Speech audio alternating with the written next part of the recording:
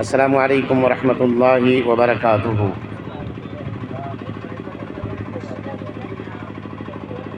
سننے کے موڈ میں ہیں آپ سب؟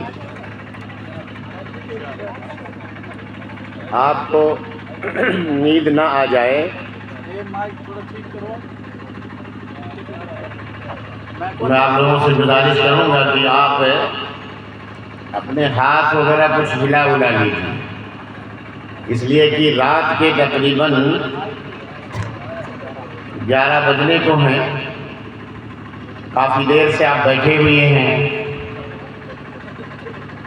پاؤں میں آپ کے سکڑن پیدا ہو گئی ہوگی، تو پورے نشاط کے ساتھ کچھ باتیں مستقل کئی راتوں سے پروگرام اٹینڈ کرنے کی وجہ سے آواز بالکل بیٹھی ہے، مگر کچھ آیا ہوں تو انشاءاللہ العزیز سنا کے جاؤں گا۔ ان الحمد للہ نحمده ونستعینه ونستغفره ونعوذ باللہ من شرور انفسنا ومن سیئات اعمالنا، من يهده الله فلا مضل له ومن يضلل فلا هادي له، وأشهد أن لا إله إلا الله وحده لا شريك له، وأشهد أن محمدًا عبده ورسوله۔ يا أيها الذين آمنوا اتقوا الله حق تقاته ولا تموتن إلا وأنتم مسلمون۔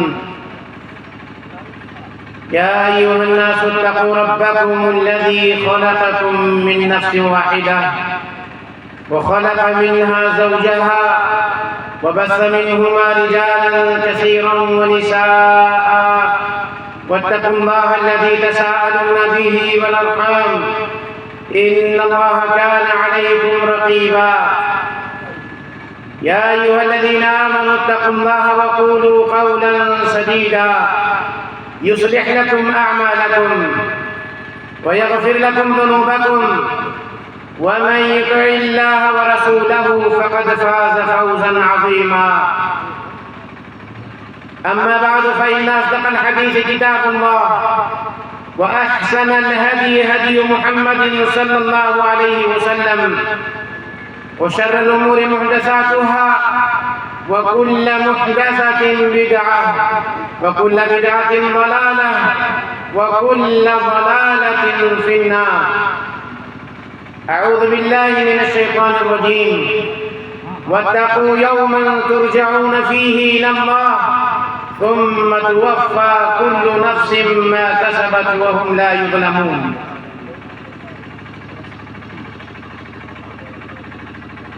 انداز بیاں گرچہ میرا شوق نہیں ہے، شاید کہ اتر جائے تیرے دل میں میری بات، دل سے جو بات نکلتی ہے اثر رکھتی ہے، پر نہیں طاقت پرواز مگر رکھتی ہے۔ میرے بھائیوں، میرا اسلوب کچھ روایتی تقاریر سے ہٹ کر ہے، میں معذرت چاہتا ہوں اگر آپ کچھ اور موڈ بنا کر کے کسی اور انداز میں سننے کے بیٹھے ہیں۔ جو باتیں آپ کے سامنے میں رکھوں گا انشاءاللہ العزیز کتاب و سنت کی روشنی میں رکھنے کی کوشش کروں گا، اور آپ تمام حضرات سے میں گزارش کروں گا، سب سے پہلے میں اپنے آپ کو یہ نصیحت کرتا ہوں اور آپ تمام کو، کہ جو باتیں کتاب و سنت کی روشنی میں کہی جائیں اسے صرف سنا نہ جائے بلکہ اس پر عمل کرنے کی کوشش کی جائے۔ دین کی بڑی ساری باتیں بہت ساری تقریروں میں آپ نے سنا، بہت سارے خطبوں میں آپ نے سنا ہے، اور بارہا آپ جمعہ کے خطبوں میں بھی سنتے چلے آ رہے ہیں۔ میں کوئی نئی بات لے کر کے آپ کے سامنے نہیں آنے والا ہوں، اس لیے کہ یہ دین ہمارا اللہ تبارک و تعالیٰ کا مختار اور پسندیدہ دین ہے، اللہ رب العالمین کا چنیدہ دین ہے۔ سارے انبیاء کو اللہ تبارک و تعالیٰ نے یہ دین دے کر کے بھیجا ہے، اور اللہ تبارک و تعالیٰ کا یہ دین پرانا نہیں ہوگا۔ جتنی باتیں آپ کے سامنے آئیں گی اور جتنی بار آئیں گی آپ کو اس کے اندر نیا پن محسوس ہوگا۔ بس ضرورت اس بات کی ہے کہ آپ عمل کرنے کے لیے موڈ بنا لیں، دین کی ساری باتیں آپ کو اچھی لگنے لگیں گی۔ میرے بھائیوں، میں آپ کو ناظم جلسہ نے کچھ ہدایات احباب کی طلب پر کر دیا ہے، جیسے وقت کی پابندی نہیں دی، دوسری طرف باندھ بھی دیا ہے، اور اس کے بعد کسی ایک مضمون پہ رہنے کو نہیں کہا ہے، کہا کہ جو کچھ مرد حضرات ہیں ان کے لیے بھی چاہیے اور کچھ عورتیں ہیں ان کے لیے بھی چاہیے۔ یہ بڑا مشکل کام ہے کہ وقت کی پابندی میں اور سارے لوگوں کے موڈ کے حساب سے، سارے لوگوں کی چاہت کے حساب پر میں کھڑا اتر سکوں، اللہ ہی بہتر جانتا ہے۔ مگر میں یہ سمجھتا ہوں کہ جو باتیں کہوں گا وہ سب کے لیے ہے، اللہ تبارک و تعالیٰ کا خطاب سارے لوگوں کے لیے ہے، تو میں وہ کامن بات کرنے جا رہا ہوں جو سارے لوگوں کے لیے ہے، بلکہ ساری انسانیت کے لیے، سارے انسانوں اور جناتوں کے لیے یکساں۔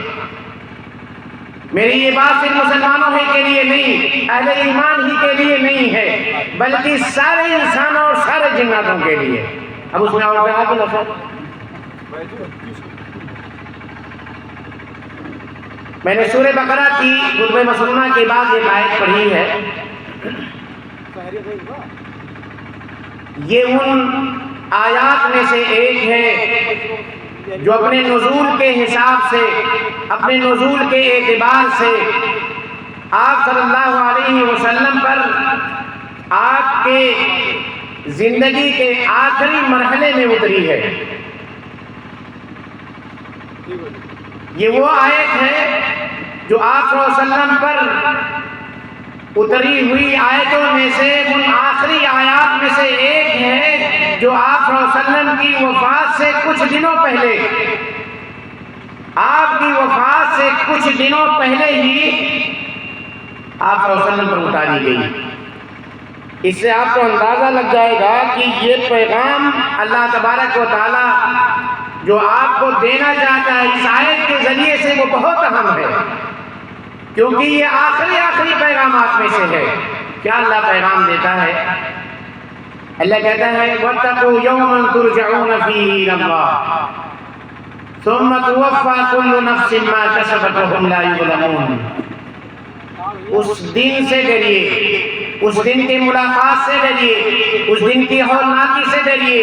وَاتَّقُوا يَوْمًا تُرْجَعُونَ فِيهِ إِلَى اللَّهِ، اس دن کی ہولناکی سے آپ ڈریں، اس دن کی ملاقات سے ڈریں، اس دن کھڑے اللہ تبارک و تعالیٰ کے سامنے کھڑے ہونے سے ڈریں، جس دن آپ کی حاضری خالق کائنات کے سامنے ہونی ہے۔ ترجعون فیہ الی اللہ، جس دن آپ اللہ تبارک و تعالیٰ کے سامنے حاضر کیے جائیں گے۔ ثم توفی کل نفس ما کسبت، اور پھر ہر نفس کو ان کے کیے گئے اعمال کا پورا حساب کتاب کیا جائے گا۔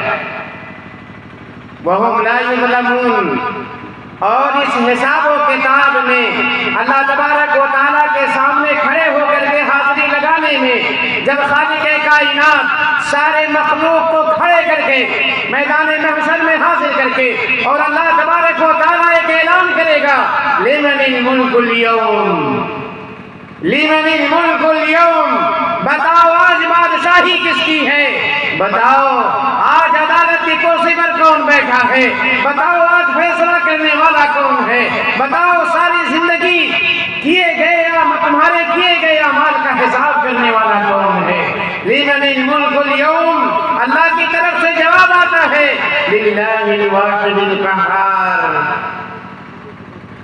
آج عدالت کی کرسی پر دنیا دار نہیں، آج عدالت کی کرسی پر کوئی دنیا کا آدمی نہیں، کوئی بے ایمان نہیں، کوئی بے ایمان جج نہیں بیٹھا ہے، کوئی رشوت خور شخص نہیں بیٹھا ہے۔ کون عدالت کی کرسی پر بیٹھا ہے؟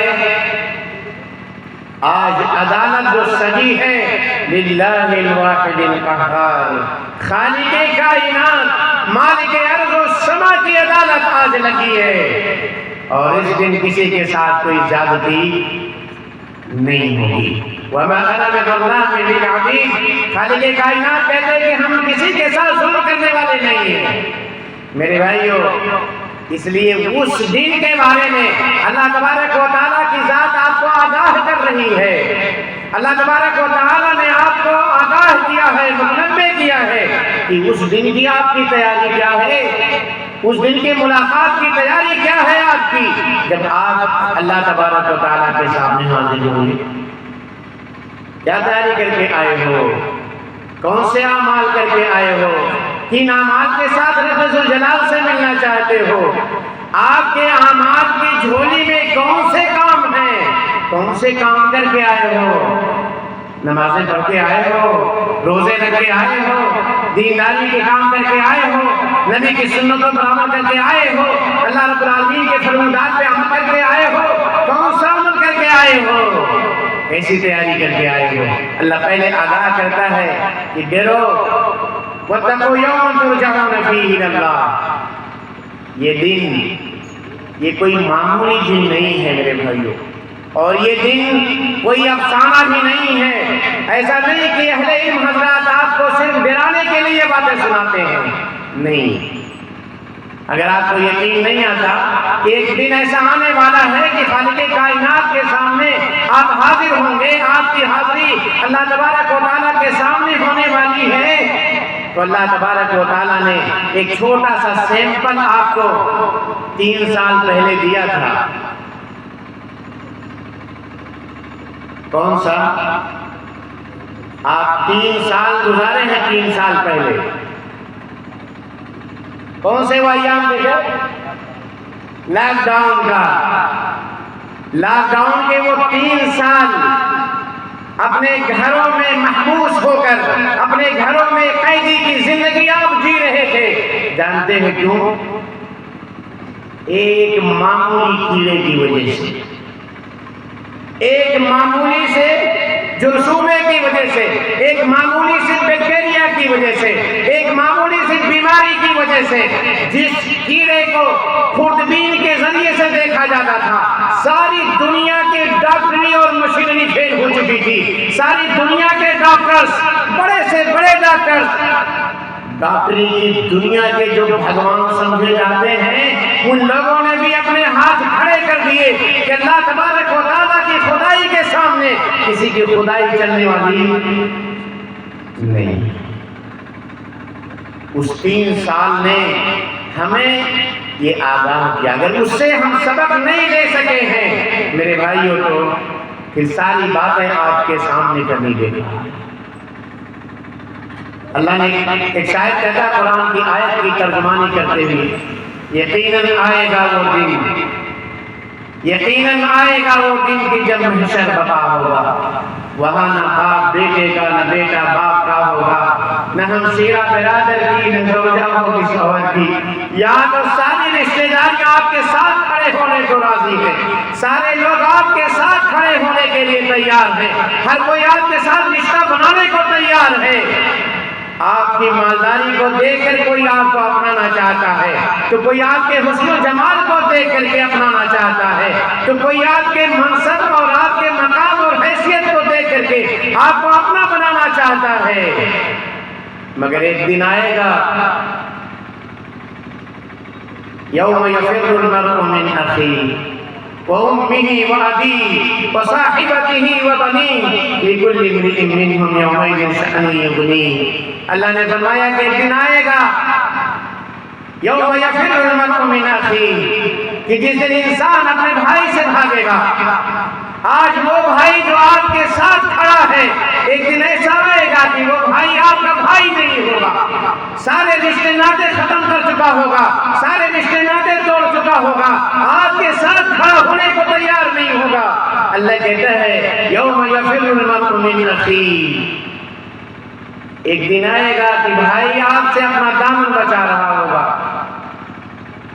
وَأُمِّهِ وَأَبِيهِ، اور ماں اور باپ بھی اپنی اولاد سے دامن بچا رہے ہوں گے۔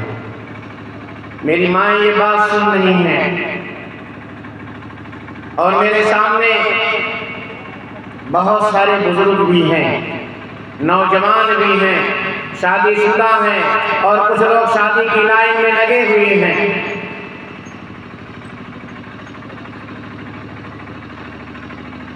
ایک وہ رشتہ جو والدین کا اپنی اولاد کے ساتھ ہوتا ہے دنیا میں، آپ اس کی قیمت کو سامنے رکھیں، اس رشتے کی عظمت کو اپنے سامنے رکھیں، ماں باپ کی قربانی کو اپنے سامنے رکھیں۔ ایک ماں اپنی اولاد کے لیے کیا کیا نہیں کرتی، ایک باپ اپنی اولاد کے لیے کیا کیا نہیں کرتا ہے، کتنی پریشانیاں جھیلتا ہے۔ عید کے موقع پر باپ اپنے اوپر نیا کپڑا پہنے یا نہ پہنے، ماں کے ہاتھوں میں چوڑیاں آئیں یا نہ آئیں، ماں نیا کپڑا خریدے یا نہ خریدے، ماں کے پاؤں کے لیے جوتیاں خریدی جائیں یا نہ خریدی جائیں، اس سے کوئی فرق نہیں پڑتا ہے، مگر ماں باپ اپنے بچوں کے بدن پہ پرانا کپڑا نہیں دیکھنا چاہتے، پھٹے پرانے بوسیدہ کپڑے دیکھنا نہیں چاہتے ہیں۔ دنیا میں ان کی والہانہ محبت کی کوئی دوسری مثال پیش کی ہی نہیں جا سکتی ہے۔ جن کے درد کو رب قرآن بناتا ہو، جن کے رب کو خالق کائنات نے قرآن، جن کے درد کو اللہ تعالیٰ نے قرآن بنایا ہو، جن کے مقام کو اللہ تبارک و تعالیٰ نے اس طرح بیان فرمایا ہو کہ توحید کے بعد جن کی اطاعت کا ذکر کیا ہو، اپنے شکریہ کے بعد جن کے شکریہ کا رب ذوالجلال نے تذکرہ کیا ہو، انشکر لی ولوالدیک، اللہ نے کہا کہ میرا شکریہ ادا کرو اور اپنے ماں باپ کا شکریہ ادا کرو۔ اپنا آدھے پیٹ بھوکے پیٹ سو کر کے اپنی اولاد کو کھلاتا ہے باپ، نہ جانے کیا کیا سہ کر کے یہ باپ اپنی اولاد کو پالتا ہے۔ ایک ماں نہ جانے کیا کیا سہ کر کے اپنی اولاد کو پالتی ہے۔ اگر اس کی قیمت جاننی ہے تو ان سے پوچھو جن کے ماں باپ کا سایہ ان کے سروں سے اٹھ گیا ہے، ان سے جا کر کے پوچھو نا کہ ایک ماں کی قیمت کیا ہوتی ہے۔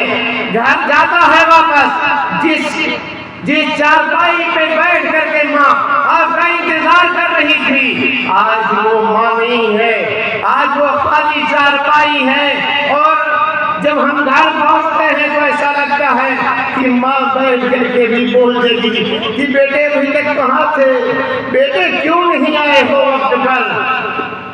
وہ ماں اس دن وہ بھی اپنا دامن اپنے اولاد سے بچائے گی۔ یوم یفر المرء من اخیہ وامہ وابیہ، ایک وہ ماں جو دنیا میں آپ کو چھوڑنا نہیں چاہتی ہے، جس کی بوڑھی آنکھوں میں بھی اس کی بوڑھی اولاد بھی آج بھی اسی بچے سے نظر آتے ہیں، آج بھی وہ اپنے بوڑھے اولاد کو بھی جن کے بال سفید ہو گئے ہیں، اگر وہ ماں کے آنکھوں کے سامنے آتا ہے تو ماں کے آنکھوں کے سامنے ایک ایسی آنکھ، ایک ایسا چشمہ ہے جو کبھی بوڑھا ہی نہیں دکھاتا ہے۔ آج بھی وہ اپنے جیب میں کچھ کھانے کے لیے اس کے لیے رکھتی ہے وہ ماں کہ میرا بیٹا بھی آئے گا۔ آپ کی عمر 60 سال کی ہو اور ماں 80 سال کی ہے، مگر آپ کو وہ پھر بھی وہی ننھا سا اپنا بچہ سمجھتی ہے۔ دنیا کے ختم ہونے کے بعد ہی میدان محشر میں جانے کے بعد یہ ساری کیفیت بدل جائے گی، یہ ساری صورت بدل جائے گی۔ یوم یفر المرء من اخیہ وامہ وابیہ، حالت کیا ہوگی کہ بھائی کے کام آنے والا نہیں ہے، ماں اپنے بیٹے سے الگ، ماں اپنی اولاد سے الگ، باپ اپنی اولاد سے اپنا دامن بچا رہا ہوگا۔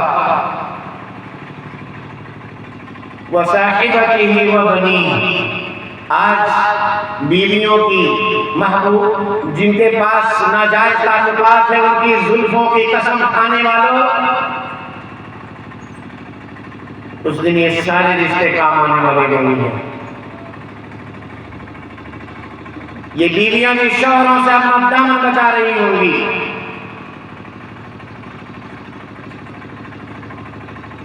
انسان اپنی اولاد سے دامن بچا رہا ہوگا، سارے رشتے فلا انساب بینہم، وہ ایسا دن ہوگا کہ ساری رشتہ داریاں، سارے نسب نامے سب ختم ہو چکے ہوں گے، کوئی اس کی پاسداری کرنے والا نہیں ہوگا۔ اس کے لیے اللہ کہتا ہے تیار ہو جاؤ، اللہ کے بندو، اللہ کہتا ہے کہ اس دن کے لیے آپ تیار ہو جاؤ، اس دن کی ملاقات کے لیے آپ تیار ہو جاؤ۔ کیا تیاری آپ نے کی ہے؟ آپ کی تیاری اس دن کی ملاقات کی کیا ہے؟ کس چہرے کے ساتھ آپ خالق کائنات سے ملنا چاہتے ہیں؟ کیا لے کر کے اللہ تبارک و تعالیٰ کے ساتھ جانا چاہتے ہیں؟ آپ کو اس کورونا نے نہیں سکھایا، آپ کو اس بیماری نے نہیں سکھایا۔ 3 سال آپ بیٹھے تھے، ایسے ایسے حالات روانہ ہوئے جن کے لیے آج ہم نے حلال و حرام کی تمیز چھوڑی ہے، جن کے لیے ہمیں اس بات کی کوئی پرواہ نہیں کہ یہ مال حلال کا ہے یا حرام کا ہے، کمائی حلال کی ہے یا حرام کی ہے۔ بس ہمارے بیٹے کے لیے بلڈنگ بننی چاہیے، ہمارے اولاد کے لیے پراپرٹیز بننی چاہیے، ہم اپنے اولاد کے لیے، اپنی 7 پشتوں کے لیے کچھ بنا کر کے چلے جائیں، اور اس بنانے میں دین چھوٹ جائے، ایمان چلا جائے، آخرت بگڑ جائے، جنت نہ مل سکے، کوئی پرواہ اس بات کی نہیں ہے۔ لوگ اس دور میں لگے ہوئے ہیں کہ ہماری دنیا کیسے بن جائے، ہمارے اولاد کی دنیا کیسے بن جائے، ہمارے اپنے جو ہیں ان کی دنیا کیسے بن جائے، اور وہ یہ نہیں سوچتا کہ آپ کی آنکھیں بند ہوں گی، آپ کی آنکھیں بند ہوں گی تو آپ کا نام بھی چھن جائے گا، آپ کا نام بھی کوئی لینے والا نہیں ہوگا۔ نبی کریم صلی اللہ علیہ وسلم نے ارشاد فرمایا، اذا مات الانسان تبعہ ثلاث، انسان جب مر جاتا ہے 3 چیزیں اس کے پیچھے جاتی ہیں، اہلہ ومالہ وعملہ فیرجع اثنان ویبقى واحد۔ 2 چیزیں واپس ہو جاتی ہیں، ایک ہی اس کے ساتھ جاتا ہے۔ کیا کیا 3 چیزیں؟ اس کا اہل، اس کے اہل، اس کا مال اور اس کا عمل، اس کے قبر تک پیچھا کرتے ہوئے جاتے ہیں۔ 2 چیزیں واپس دنیا میں رہ جاتی ہیں، اس کی اولاد اور اس کا مال دنیا میں رہ جاتا ہے، اس کا عمل اس کے قبر میں اترتا ہے۔ اب بولو، جس کے لیے آپ نے، جس کے لیے ہم سب نے اپنی عقبہ خراب کر ڈالی، اپنی آخرت کا سودا کر ڈالا، میدان محشر کی حاضری بھلا دی، اللہ کے سامنے کھڑے ہونے کو بھلا دیا، اللہ رب العالمین کے سامنے حساب و کتاب دینے سے وہ اپنے آپ کو بھلا رکھا ہے۔ کون ہے جو آپ کا ساتھ دینے والا ہے؟ کوئی جائے گا آپ کے ساتھ؟ آپ سب سے اگر میں پوچھوں کہ کوئی بھی جس کے لیے آپ نے اتنا سارا کیا ہے، آپ کے اولاد میں سے کوئی بھی اولاد آپ کی ایسی ہے جو 1 منٹ کے لیے آپ کے قبر میں آپ کے ساتھ سونے کے لیے تیار ہوگی؟ 1 منٹ کے لیے، 1 منٹ کے لیے، جن کے لیے آپ نے، ہم نے اپنی آخرت خراب کی ہے، جن کی دنیا بنانے کے خاطر ہم نے حلال و حرام کی تمیز چھوڑی ہے، بھلا بتاؤ 1 منٹ کے لیے آپ کی قبر میں، اس اندھیری کوٹھری کے اندر، اس اندھیری کوٹھری میں، اس شہر خاموشہ میں، اس گڈھے کے اندر کوئی آپ کا اپنا 1 منٹ کے لیے آپ کا ساتھ دینے کے لیے راضی ہوگا؟ بولو، کوئی جائے گا آپ کے ساتھ سونے، آپ کے ساتھ قبر کے اندر؟ کوئی کام آنے والا ہے اس دن جائے گا کوئی آپ کے لیے کہ چلو ہمارے ابو ہیں، ہمارے لیے انہوں نے اتنے سارے کام کیے، یہ ہمارے لیے بلڈنگیں بنائی ہیں، ہمارے لیے سینکڑوں بیگھے چھوڑے ہیں، ہمارے لیے یہ کیا ہے وہ کیا ہے، ہمارے لیے بزنس بنا کے گئے، ہماری دنیا سنوار کر کے گئے، چلو 1 منٹ کے لیے ان کی قبر میں سو جاتے ہیں، کوئی اترے گا؟ 1 رات، 1 گھنٹہ، 1 منٹ، آدھا منٹ، آپ کی قبر میں آپ کا کوئی اپنا 1 سیکنڈ کے لیے سونے کو راضی ہے؟ نہیں، کوئی نہیں ہوگا قبر ہی سے ساتھ۔ یہ نبی کا فرمان ہے کہ کوئی آپ کا ساتھ وہاں دینے والا نہیں ہے۔ کس کے لیے دنیا ہم خراب کرتے ہیں؟ کس کے لیے ہم نے اپنے آخرت کو داؤں پہ لگا دیا ہے؟ نہیں میرے بھائی، اس لیے یہ جو 3 سال پہلے بیماری آئی تھی، اس سے سبق سیکھ لو، اس سے سبق سیکھ لو۔ اللہ تبارک و تعالیٰ نے ایک معمولی سا سیمپل آپ کو دیا تھا، کتنے لوگوں کو آپ نے ویڈیوز کے اندر دیکھے ہوں گے کہ جن کی لاشوں کو لوگوں نے بلڈوزر سے اٹھا کر کے، اور قبرستان کھودنے والا کوئی مل نہیں رہا ہے، بلڈوزر سے جن کے قبر کھودے گئے، جی ایس بی سے ان کے قبر کھودے گئے، بلڈوزر اور جی ایس بی سے جن کو قبروں میں ڈالا گیا، ان کے اپنے باپ کو دیکھنے کے لیے راضی نہیں۔ اللہ کی قسم، کچھ ایسے بھی حالات سننے کو ملے، کچھ ایسے بھی ویڈیو سامنے آئے، باپ اس بیماری سے جوجھتا ہوا اسپتال کے اندر ہے، باپ اسپتال کے اندر موت و زندگی کی تھپیڑے میں معمولی سانسیں جی رہا ہے، زندگی کے آخری پڑاؤ پہ ہے، اور یہ سوچتا ہے کہ شاید اب اس کے بعد ہمیں دنیا میں اور رہنے کا موقع نہ ملے، ڈاکٹروں سے التجا کرتا ہے۔ کچھ ایسے حالات ان دنوں دیکھنے کو ملے کہ ڈاکٹروں سے التجا کرتا ہے، کیا کہتا ہے؟ کہتے میرے گھر میرے بچوں سے فون لگا دیں، میرے گھر میرے بچوں سے فون لگا دیں، اور میرے بچوں سے آپ اتنا کہہ دیں کہ وہ چھت پر آ جائیں اور آپ مجھے ایمبولینس میں بٹھا کر کے لے چلیں، میں شیشے کے اندر سے اپنے لاڈلوں کو میں شیشے کے اندر سے اپنے بچوں کو دیکھنا چاہتا ہوں۔ میرے بچے ہاسپٹل تو نہیں آ سکتے، مگر آپ تو مجھے ہاسپٹل سے باہر نکال سکتے ہو، اتنی ساری سیکیورٹی کے ساتھ آپ مجھے ہاسپٹل سے باہر کو نکال سکتے ہو، میں چاہتا ہوں کہ آپ مجھے ایمبولینس میں پیک کر کے لے کے چلیں، جتنی انتظامات آپ کو کرنے ہیں کر لیجئے، مگر آپ مجھے لے چلیں۔ میرے بچوں سے کہیں کہ میرے گھر کے چھت پہ وہ اوپر آ جائیں، میں انہیں ایک بار آخری دیدار کرنا چاہتا ہوں، ایک آخری دیدار اپنی اولاد کا کرنا چاہتا ہوں۔ کیا جواب ملتا ہے؟ بچوں نے کہا کہ ڈاکٹر صاحب، بچوں نے کہا ڈاکٹر صاحب ابو کو وہیں رکھیے گا، یہاں باہر مت لائیے گا گھر کے پاس، کہیں وہ بیماری ہمارے گھر میں بھی نہ آ جائے، کہیں ہم لوگ بھی اس بیماری سے ملوث ہو جائیں، کہیں ہم لوگ بھی اس کے بعد ہاسپٹل میں جا کر کے موت کے آغوش میں نہ چلے جائیں۔ ہم اس بیماری سے ملوث ہونا نہیں چاہتے، ہم اس بیماری کی زد میں آنا نہیں چاہتے ہیں، اس لیے آپ میرے والد صاحب کو وہیں رہنے دیں، آپ من لے کر کے آئیے گا ڈاکٹر صاحب، ہم نہیں دیکھنا چاہتے ہیں۔ میرے بھائیو، دنیا نے یہ دکھایا، اس معمولی بیماری نے یہ بتایا ہے کہ کل جب قیامت کی گھڑی ہوگی، یہ تو ٹریلر تھا میرے بھائیو، یہ جھلک تھی، معمولی سی۔ اللہ تبارک و تعالیٰ نے دکھایا ہے کہ کیسے اپنے اپنوں سے دور ہوتے ہیں، کیسے لوگ اپنوں کو پسند نہیں کرتے، کیسے لوگ اپنوں کو دیکھنا نہیں چاہتے، کیسے باپ اپنے بیٹے سے، بیٹا اپنے باپ سے اور اپنے اولاد سے کیسے دامن بچاتا ہے، کیسے سارے رشتے ختم ہوئے۔ آپ کی ان سر کی آنکھوں نے وہ سارے مناظر دیکھے ہیں، نہیں دیکھا؟ اگر ان سارے مناظر کے دیکھنے کے بعد بھی ہماری آنکھیں نہیں کھلتی، اگر آج ہم اپنی تیار نہیں ہو پائے ہیں آخرت کے لیے، اگر آج بھی ہماری تیاری نہیں ہوئی ہے، اللہ کے بندوں تیار ہو جاؤ، اللہ کے بندوں تیار ہو جاؤ، اپنے آپ کو تیار کرو آخرت کے لیے۔ کیا منظر ہوگا؟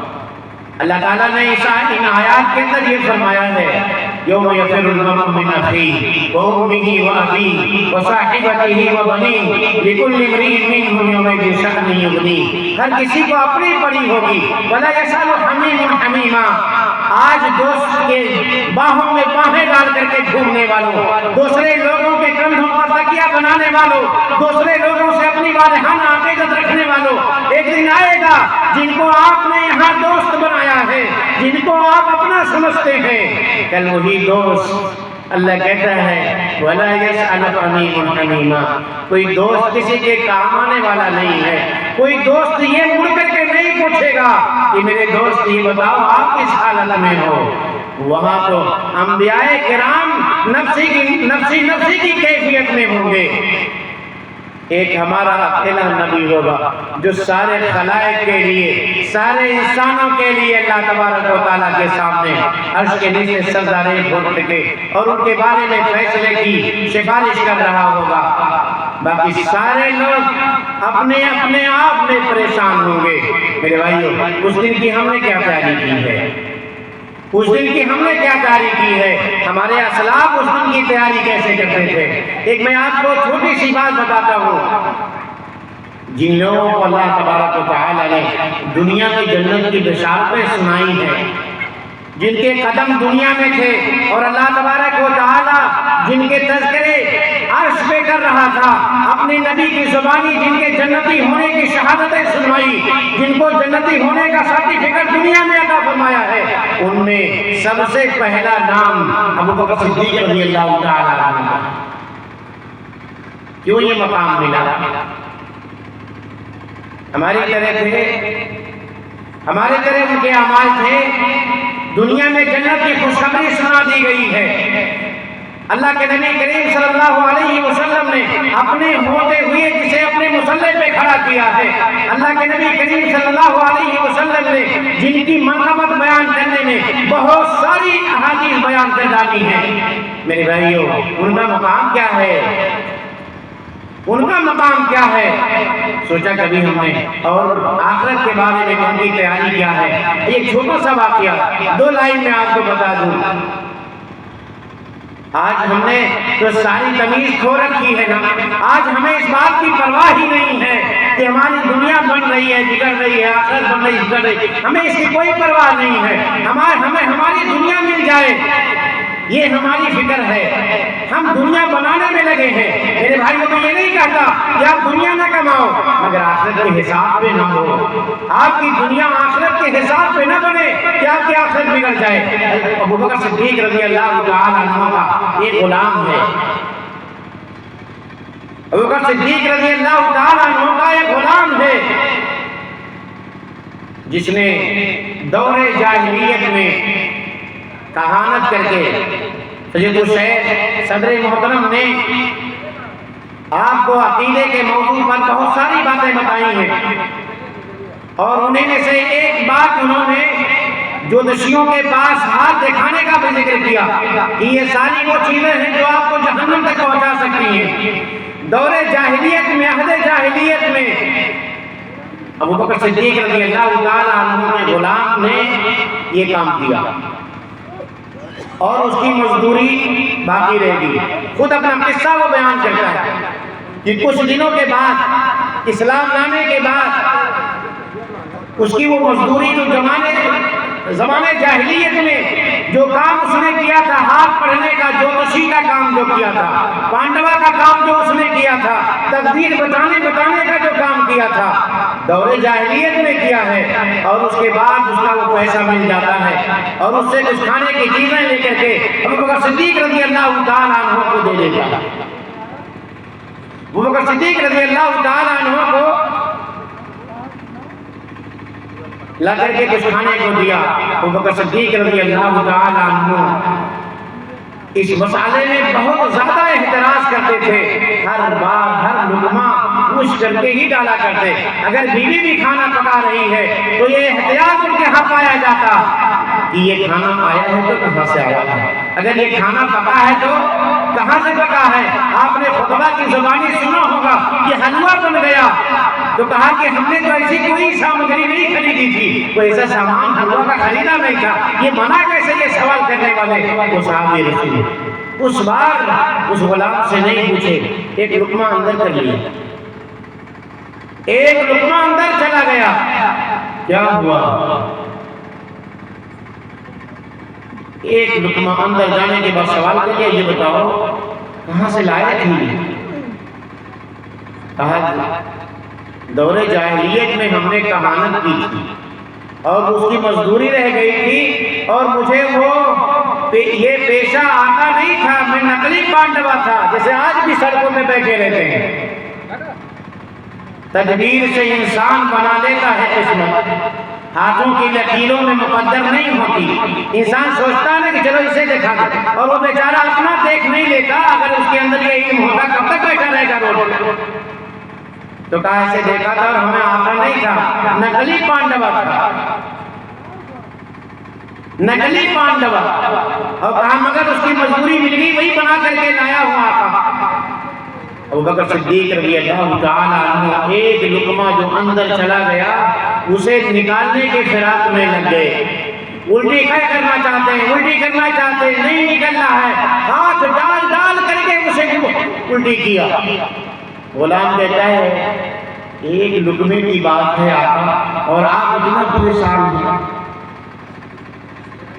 کہا اگر اس کے نکالنے میں میری جان بھی چلی جاتی تو میں اسے نکال کے رہتا، میں نہیں چاہتا کہ میرے جسم میں کوئی حرام کا لقمہ جائے، میں یہ نہیں چاہتا کہ میرے جسم میں کوئی حرام کا لقمہ جائے، کیونکہ نبی کریم صلی اللہ علیہ وسلم کا ایک فرمان سنا ہے کہ جو بھی جسم حرام مال سے پلا ہو النار اولا بہ، تو جہنم کی آگ اس جسم کی زیادہ حقدار ہے۔ بولو آخرت کی کیسی تیاری ہے ان کی کہ کہیں ایسا نہ ہو کہ ایک لقمہ یہ میرے جسم کے اندر خون بنے، اس سے گوشت بن جائے اور اس کے سبب کہیں ایسا نہ ہو کہ جہنم میں جانا پڑے۔ یہ وہ صحابی سوچ رہے ہیں جن کو دنیا میں جنت کی خوشخبری سنائی گئی ہے۔ ہم نے کبھی سوچا ہے یہ؟ ہم نے کبھی اس بات کی پرواہ کی ہے اللہ کے بندوں؟ ہم نہیں کرتے اس بات۔ اس لیے اللہ تعالیٰ نے یہ آخری پیغامات میں سے ایک پیغام دیا ہے وَاتَّقُوا يَوْمًا تُرْجَعُونَ فِيهِ إِلَى اللَّهِ ثُمَّ تُوَفَّى كُلُّ نَفْسٍ مَا كَسَبَتْ وَهُمْ لَا يُظْلَمُونَ، کہ اس دن اللہ تبارک و تعالیٰ کے سامنے کھڑے ہونے کی تیاری میں لگ جاؤ۔ وہ دن بہت ہی بھیانک ہوگا۔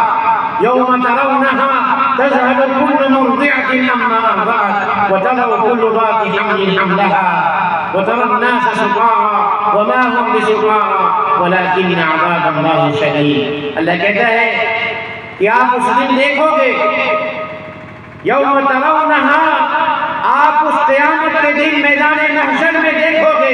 کچھ مفسرین نے کہا ہے کہ میدان محشر کے پہلے کی یہ کیفیت ہوگی، اور کچھ مفسرین نے کہا ہے کہ میدان محشر کے اندر کی یہ کیفیت ہوگی۔ دونوں تفسیریں مراد لی جا سکتی ہیں کہ اس دن کی حالت یہ ہوگی اور ناقی کا عالم یہ ہوگا یوم ترونہا تذہل کل مرضعۃ عما ارضعت، کہ ہر دودھ پلانے والی مائیں، ہر دودھ پلانے والی عورت اپنے بچے کو سینے سے جو دنیا میں لگا رہی تھی، اپنا خون دودھ کی شکل میں جس بچے کو پلا رہی تھی، آج اچانک اس کے اندر بدلاؤ کیا آ گیا ہے کہ وہ اپنے بچے کو چھوڑ دے رہی ہے۔ یوم ترونہا تذہل کل مرضعۃ عما ارضعت وتضع کل ذات حمل حملها، آپ دیکھیں گے کہ ہر حمل والی اپنا حمل ضائع کر دے گی۔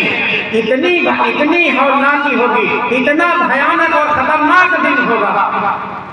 وَتَرَى النَّاسَ سُقَارَىٰ، لوگ باونے سے نظر آئیں گے۔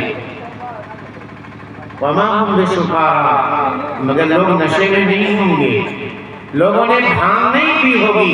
شیخ محترم نے منشیات کے بارے میں آپ کو بتایا ہے، نشاور چیزوں کے بارے میں آپ کو بتایا ہے، اس کی حرمت سے آپ کو آگاہ کیا ہے، آپ بچائے اپنے آپ کو۔ وہاں لوگ شراب نہیں پیے ہوئے ہوں گے، لیکن اللہ تبارک و تعالیٰ کے عذاب اتنے سخت ہوں گے، سورج یہ سروں پہ ہوگا۔ ابھی دیکھیں گرمی، پسینہ ٹپک رہا ہے، جبکہ رات کا وقت ہے، جبکہ وقت رات کا ہے، سورج ہمارے سروں پہ بھی نہیں ہے، سورج آسمان میں بھی نہیں ہے، پھر بھی پسینے ٹپک رہے ہیں۔ موسم سردی کا ہے، پھر بھی پسینے آپ کے جسم سے نکل رہے ہیں، اور جب یہ سروں پر ہوں گے تب کیفیت کیا ہوگی؟ تو وہ دن ہی ایسا ہوگا۔ اللہ کے نبی کریم صلی اللہ علیہ وسلم کی حدیث ہے کہ اللہ تبارک و تعالیٰ آدم علیہ السلام کو بلائیں گے اور کہیں گے کہ 1000 میں سے 999 کو جہنم کے لیے نکالو۔ 1000 میں سے کتنے لوگ بچنے والے ہیں؟ 1000 میں کتنے بچنے والے ہیں؟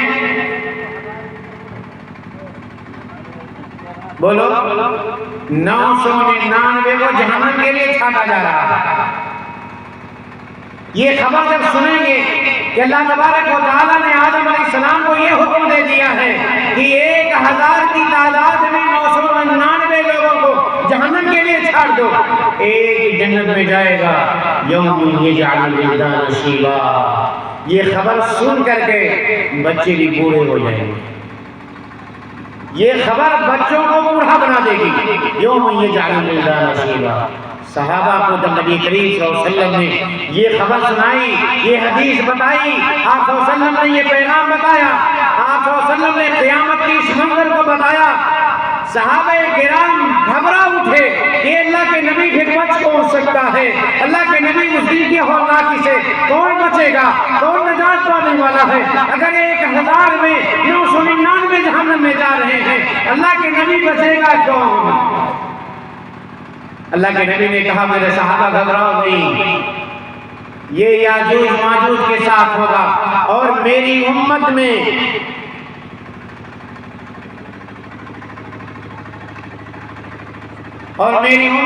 سے انشاءاللہ العزیز 1/4 یا 1/3 یا آدھے لوگ انشاءاللہ العزیز جنت میں جائیں گے، جن کے ساتھ نبی کھڑا ہو، نبی جن کے بارے میں شفاعت کریں وہ نہ جائیں گے، اور جن کی نہ شفاعت کریں جو محرومین ہوں، جو حوض کوثر سے لوٹا دیے جائیں، نبی کریم صلی اللہ علیہ وسلم جام لیے کھڑے ہوں، آسمان کے تاروں کے برابر جس حوض پر پیالے رکھے ہوئے ہوں، اور کچھ بدبخت اللہ کے نبی کریم صلی اللہ علیہ وسلم کے دست مبارک سے جام تک پینے کو نہ پائیں، ان سے زیادہ بدبخت کون ہو، جن کے بارے میں صحابہ، جن کے بارے میں فرشتے یہ کہیں سحقاً سحقاً لمن غیر بادی، نبی کریم صلی اللہ علیہ وسلم نے جن کے بارے میں کہا ہو سحقاً سحقاً لمن غیر بادی، کہ فرشتوں ایسے لوگوں کو ہم سے دور کرو جن لوگوں نے میرے آنے کے بعد میرے دین میں زیادتیاں پیدا کی تھی، بڑے سارے بدعات جن لوگوں نے جنم دیے، ابھی پچھلے مہینے ہی گزرا بڑے سارے جلوس نکالے گئے، جس کو نبی نے نہ کیا، نبی کے صحابہ نے نہ کیا ہو، نبی کے چاہنے والوں نے نہ کیا ہو، اسلاف نے نہ کیا ہو، ائمہ مجتہدین نے نہ کیا ہو، محدثین کرام نے نہ کیا ہو، شیعوں نے جسے جنم دیا ہو، وہ آج ہم دین کے نام پہ کرتے ہیں، نہ کرنے والوں کو جہنمی قرار دے دیا۔ میرے بھائیو، اس لیے اس دن کی ملاقات کی تیاری ہم سب کو کرنی چاہیے، اس دن کے ملاقات کی تیاری ہم سب کو کرنی چاہیے۔ دن بھیانک ہوگا، بہت ساری باتیں ہیں کہنے کو، بہت ساری باتیں ہیں، اور ہمارے پیچھے علماء کرام کا ایک ہجوم ہے، بات بہت آگے نہ نکل جائے، آپ کو ایک طرف جہاں یہ بتایا ہو کہ یہ بھیانک دن ہے، آئیے آپ کی تسلی کا سامان بھی سنا دوں ایک حدیث میں، تاکہ آپ کے اندر یاس نہ آ جائے، مایوس نہ آپ ہو جائیں۔ نہیں میرے بھائیو، اللہ تبارک و تعالیٰ کی رحمت سے مایوس نہیں ہونا ہے، اللہ تبارک و تعالیٰ نے اس دن کی اگر ہولناکی بیان کی ہے تو اس سے بچنے کے راستے بھی تو بتائے ہیں۔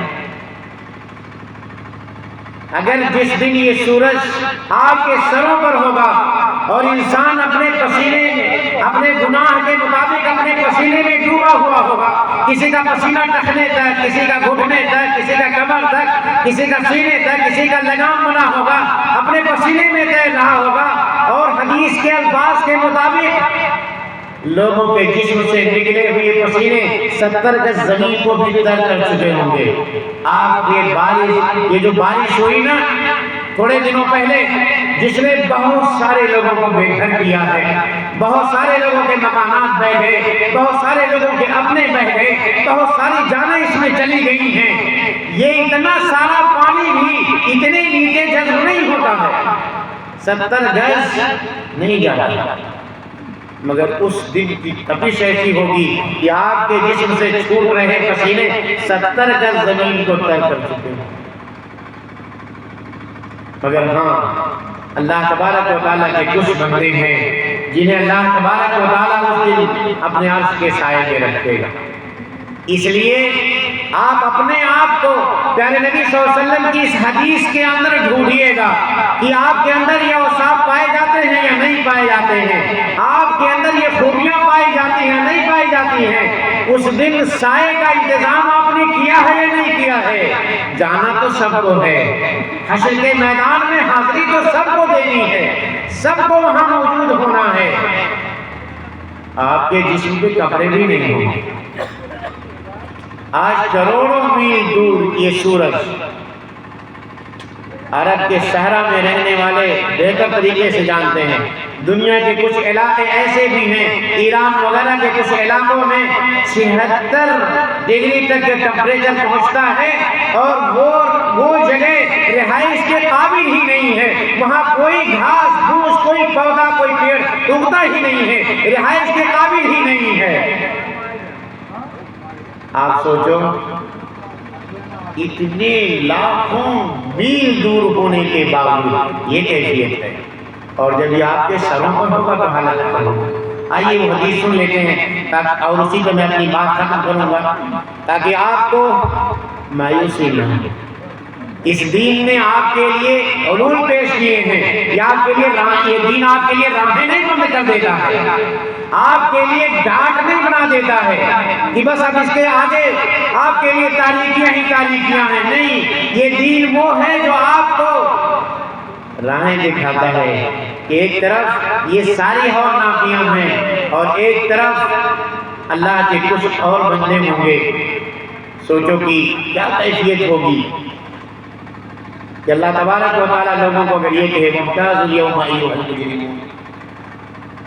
آج جو لوگ مسجدوں میں جاتے ہیں وہ فقراء مساکین ہی اکثر ہیں، سے بڑے بڑے تجار، بڑے بڑے مناصب پہ بیٹھنے والے لوگ، بڑی بڑی کرسیوں کے مالک کہاں آتے ہیں بیچارے؟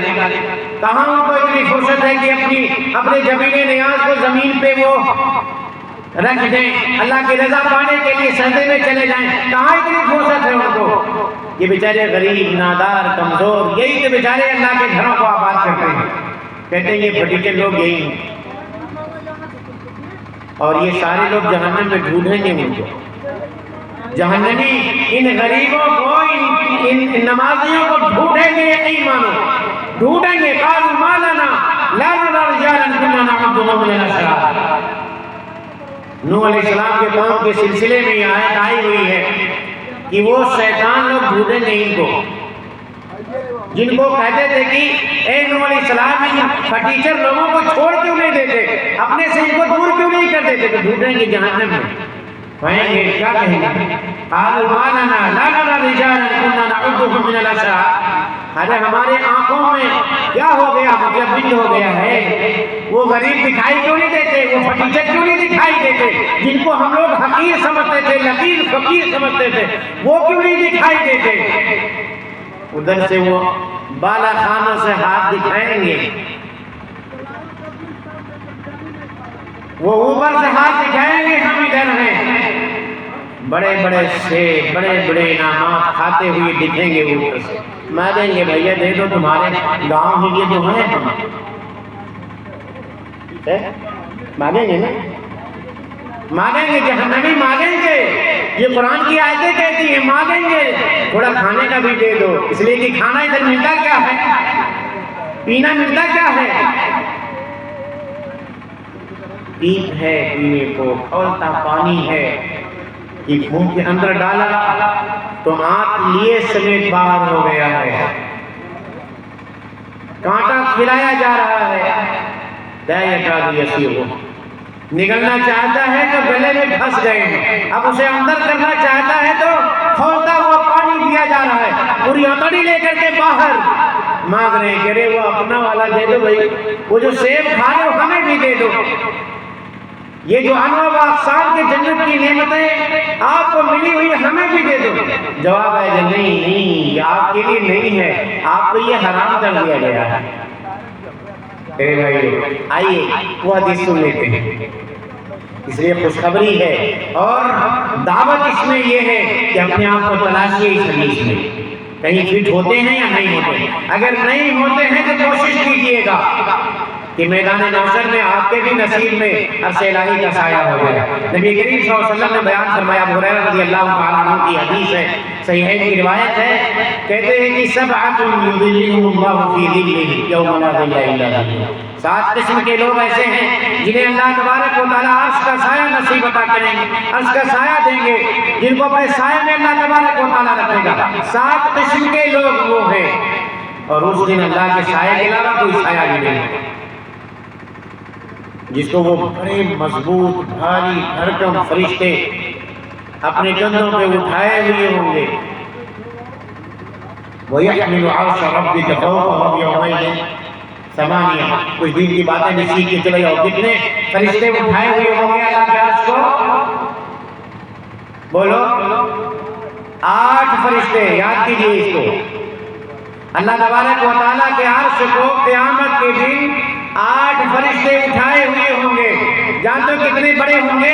نبی کریم صلی اللہ علیہ وسلم نے بیان فرمایا، ان کے کندھے سے کان کی لو کی جو مسافت ہوگی، کتنی 700 سال تک چلو گے تب یہ مسافت طے کر پاؤ گے۔ اللہ اکبر، 700 سال تک۔ یہاں سے بہراوا جانے میں کتنا ٹائم لگتا ہے چچا؟ 20-25 منٹ لاگت ہوئی نہیں؟ 700 سال پوری دنیا میں جانے کے مرتبہ گھوم جاؤ نہیں؟ 700 سال کی مسافت کی دوری ہوگی کندھے سے لے کے کان کی لو تک، ان فرشتوں کی جو اللہ تبارک و تعالیٰ کے عرش کو اٹھائے ہوں گے۔ اگر یہ مخلوق کا معاملہ ہے، یہ عقیدے کی بات ہے، سیکھ کر کے جائیے گا، اگر یہ مخلوق کا معاملہ ہے تو خالق کتنا عظیم ہوگا۔ اگر یہ مخلوق کا معاملہ ہے تو ہمارا خالق کتنا عظیم ہے۔ بڑے آسانی سے اس کے علم کے برابر دوسرے لوگوں کو لا کے کھڑا کر دیا جاتا ہے۔ اللہ تعالیٰ کے علم کا ساجیدار کسی اور کو بنا دیا جاتا ہے۔ وہ عالم الغیب ہے تو کسی اور کو شیخ، کسی اور کو بھی ہم عالم الغیب مان لیتے ہیں۔ ہمارے مسلمانوں کا ارادہ کا مانتا ہے، اور بہت سارے اختیارات جو صرف خالق کائنات کے ہیں دوسروں کو دیے ہوئے ہیں۔ میرے بھائیو، تو اللہ کے نبی کریم صلی اللہ علیہ وسلم فرماتے ہیں کہ 7 قسم کے لوگ ایسے ہوں گے جنہیں اللہ تبارک و تعالیٰ عرش کا سایہ نصیب عرش کا سایہ دیں گے۔ اللہ کرے کہ ہم ان میں سے ایک ہیں۔ اللہ اس مجلس میں جتنے لوگ موجود ہیں، میری مائیں اور بہنیں، میرے بھائی، دینی بھائی، اور جن لوگوں تک یہ پیغام پہنچ رہا ہے، اللہ سب کے حق میں، سارے مومنوں کے حق میں مولا وہ سایہ کر دے۔ اللہ سارے مومنوں کو اس کا حقدار بنا دے۔ اللہ کے نبی جناب محمد رسول اللہ صلی اللہ علیہ وسلم نے بیان فرمایا کہ ان میں سب سے پہلا وہ ہوگا امام عادل، انصاف اور بادشاہ، انصاف کرنے والا حاکم، منصف حاکم، جس کو جس طرح کی بھی ذمہ داری دی گئی ہے۔ ابھی تھوڑے دیر پہلے مکھیا صاحب ہمارے آئے تھے، وارڈ ادھیکش، یہ بھی ایک ذمہ داری ہے۔ آپ اپنے گھر کے ذمہ دار ہیں، آپ اگر ان کے درمیان بھی انصاف کرتے ہیں انشاءاللہ العزیز آپ ہی حاکم ہیں، آپ کی بھی مسئولیت ہے۔ کلکم علی کلکم راعٍ وکلکم مسئول عن رعیتہ، آپ میں سے ہر ایک راعی ہے، حکمران ہے، نگراں ہے، ذمہ دار ہے، اور اس سے اس کی رعایا کے بارے میں بات پرس ہوگی۔ تو اپنی رعایا کے ساتھ اگر آپ نے اپنے گھر میں انصاف کیا ہوگا انشاءاللہ امید تو کی جا سکتی۔ اور اگر اسٹیٹ کے آپ حاکم ہیں اور ملکی پیمانوں پر آپ نے حکومت کی باغ ڈور سنبھالی ہے اور اپنی رعایا کے ساتھ آپ نے انصاف کیا ہے تو انشاءاللہ العزیز عرش کا سایہ نصیب ہے۔ اگر اس پہ گفتگو کی جائے کافی لمبا وقت چاہیے، بڑی ساری مثالیں عمر بن خطاب رضی اللہ تعالیٰ عنہ کی، آپ صلی اللہ علیہ وسلم کی، آپ صلی اللہ علیہ وسلم کے اصحاب کی بڑی ساری مثالیں آپ کو ملے گی انصاف کے موضوع پر، جن کا انصاف ہی جن کی پہچان بن گئی۔ عمر بن خطاب، عمر فاروق، جن کے فیصلوں کو ہندوستان کی پارلیمنٹ میں کوٹ کیا جاتا ہے کہ اگر کوئی شخص اپنے ملک کے لوگوں کے ساتھ بہترین کچھ کرنا چاہتا ہے تو عمر بن خطاب رضی اللہ تعالیٰ عنہ سے اسے سیکھنا چاہیے، اسے عمر بن خطاب رضی اللہ تعالیٰ عنہ جیسا بننا چاہیے حاکم۔ بڑے سارے ان کے واقعات ہیں، میں اس تفصیل میں نہیں جا سکتا، وقت بہت کم ہے۔ تو انصاف کرنے والا وہ جس حیثیت کا بھی ہو، جس کرسی پہ بھی ہو، جس منصب پہ بھی ہو، جس طرح کا بھی ذمہ دار ہو، اپنی رعایا کے تئیں اگر وہ انصاف کرتا ہے حاکم، انشاءاللہ العزیز صاحب ایمان ہے اگر، تو انشاءاللہ العزیز وہ عرش کا سایہ پائے گا۔ اور دوسرا وہ شاب النشأ فی عبادت اللہ، یہاں بیٹھے ہوئے میرے قوم کے جوانوں، نوجوانوں اور بھوت جوانوں، اللہ تبارک و تعالی جوانوں کے لیے اسپیشل تیار کر کے رکھا ہے وہاں، خصوصی طور پر جوانوں کا ذکر نبی کریم صلی اللہ علیہ وسلم نے کیا، کہا وَشَابٌ نَشَأَ فِي عِبَادَتِ اللَّهِ۔ یہ جلسے میں آپ بیٹھے ہیں، تقریر سننے کے لیے آئے ہیں، اگر یہاں سے جانے کے بعد آپ کی حاضری مسجد میں نہ ہوئی، فجر کی نماز میں اگر آپ حاضر نہ ہوئے، تو یہ ساری تقریریں بیکار گئی، آپ کا حاضر ہونا بیکار گیا ہے، آپ نے کچھ نہیں سیکھا ہے میرے بھائیو۔ اگر عرش کا سایہ چاہتے ہو میرے قوم کے جوانوں، تو اللہ کے گھر کو آباد کرو۔ میری مائیں اور بہنوں، اگر عرش کے سائے میں قیامت کے دن آنا چاہتی ہیں تو اپنے پیشانیوں کے زمین پہ رگڑنا سیکھ لو، ادھر ادھر کے بہانے بازیاں چھوڑ کر کے اللہ کی بندگی سے اپنے آپ کو جوڑو، نمازوں سے اپنے آپ کو جوڑو، بہانے بازیاں چھوڑو کہ چھوٹا بچہ ہے ہم کیا کریں، ناپاک رہتے ہیں، یہ ہیں بوڑھے لوگ اپنے اپنے بہانے ڈھونڈ کے رکھے ہیں، پیشاب کے قطرات ٹپک رہے ہیں، یہ ہے پریشانی، وہ پریشانی۔ شریعت نے آپ کے لیے سارے حل تیار کر کے رکھے ہیں، علماء کرام سے رابطہ کر کے اللہ تبارک و تعالیٰ کے گھروں سے جڑنے والے بنو، اللہ تبارک و تعالیٰ سے اپنی رسی کو نہ توڑو۔ یہ نمازیں وہ دھاگے ہیں جو آپ کو آپ کے خالق کائنات سے جوڑیں گی۔ تو اللہ کے رسول فرماتے ہیں کہ دوسرے وہ لوگ جنہیں عرش کا سایہ نصیب ہوگا، وہ شاب نشأ فی عبادت اللہ، وہ جوان جس نے اپنی جوانی اللہ تبارک و تعالیٰ کی عبادت میں گزاری۔ اور حدیث کے الفاظ پہ اگر آپ غور کریں تو دیکھیں، وہ شاب نشأ فی عبادت اللہ، یہاں جوانی کے مرحلے ہی کو نہیں کہا گیا ہے، کہا جس کی نشو نما جو جوانی تک پہنچا ہے، وہ شاب نشأ فی عبادت اللہ، جو جوان ہوا ہے، جب 7 سال کا ہوا تو ابو نے ننھی انگلیوں کو پکڑ کر کے مسجد کا راستہ دکھایا۔ میرے قوم کے لوگوں، اللہ کے بندوں، آپ سوچو کہ آپ کے بچے، آپ کی ناحاضری آپ کے بچوں کو مسجدوں سے روک رہی ہیں، وہ ننھی انگلیاں اپنے ابو کی انگلیاں پکڑ کر کے مسجد جانا چاہتی ہیں، وہ اس انتظار میں ہیں کہ میرے ابو کب میری انگلی پکڑ کر کے مسجد کا راستہ دکھائیں گے، کب وہ اپنی ذمہ داری نبھائیں گے، ہماری جو واجبات ان پر ہیں، ہمارے جو حقوق ان پر ہیں، اسے کب ادا کریں گے۔ نبی نے فرمایا تھا مروا ابناءکم بالصلاۃ وہم ابناء 7 سنین، 7 سال کے بچے ہو جائیں تو وہ جب انہیں نماز کا حکم دیا کرو، ان کی ننھی انگلیوں کو پکڑ کر کے مسجد کا راستہ دکھاؤ، اور اگلی ہی ہرائی ٹیڑھی ہوتی ہے۔ باپ ہی مسجد سے نہیں جا رہا تو بیٹے ایسے جائیں گے اس راستے، ہم نے دکھایا نہیں چچا، ہم نے اگر راستہ دکھایا ہی نہیں، آپ لوگ پہلے ہر وہ چلاتے تھے نا ہل، تو اگلی ہرائی اگر باؤں مارے تو پچھوں والے پکڑ پاؤتے ہیں، وہ باؤں نہیں جاتا ہے نہیں، اور اگر بہت ڈھیر باؤں مارا تو کتنا گزارش گڑائے نہیں گڑائے۔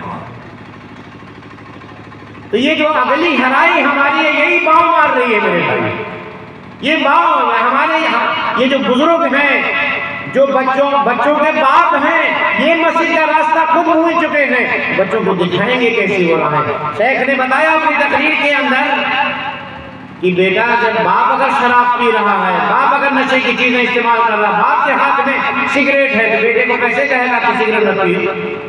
روک پائے گا نہیں روک پائے گا، کبھی نہیں روک پائے گا۔ اس لیے میرے بھائی آپ کو خود سدھارنا پڑے گا، تب آپ اپنے بچوں کی تربیت بہترین انداز میں اللہ کی مرضی کے مطابق کر پائیں گے۔ تو نبی نے فرمایا شاب نشأ فی عبادت اللہ، وہ جوان جس نے اپنی جوانی اللہ تبارک و تعالیٰ کی عبادت میں گزاری ہو، اللہ تبارک و تعالیٰ اسے عرش کا سایہ نصیب عطا فرمائیں گے۔ کتنے کارنامے آپ کو جوانوں کے صحابہ کرام کے اندر ہم آپ کو دکھائیں۔ ایک چھوٹا سا واقعہ سنا دیتے ہیں۔ حنظلہ رضی اللہ تعالیٰ عنہ کا نام آپ سب نے سنا ہو، غسیل الملائکہ ہے، غسیل الملائکہ ہے، جن کو فرشتوں نے غسل دیا ہے۔ شب زفاف ہے، شادی ہو گئی ہے، اور غزوہ احد کی تیاری کے لیے سارے صحابہ کرام تیار ہو کر کے نکل رہے ہیں۔ اللہ کے نبی کریم صلی اللہ علیہ وسلم سے اجازت مانگ کر کے آتے ہیں کہ اللہ کے نبی آپ شب زفاف آج ہے، میری اجازت دے دیجئے، بیوی کے ساتھ رات گزارنا چاہتا ہوں۔ نئی میری شادی ہوئی ہے، ابھی نئی شادی ہوئی ہے، اللہ کے نبی اجازت دے دیجئے رات گزارنا۔ اللہ کے نبی نے اجازت دے دیا کہ اے حنظلہ آپ جاؤ۔ رات گزارتے ہیں، فجر کی نماز سے پہلے غسل کرتے ہیں۔ یہ پوائنٹ نوٹ کیجئے گا، شادی کے دن ہمارا سب معاف رہتا ہے نہیں؟ کتنے دولہوں کو آپ نے مسجد میں دیکھا ہے؟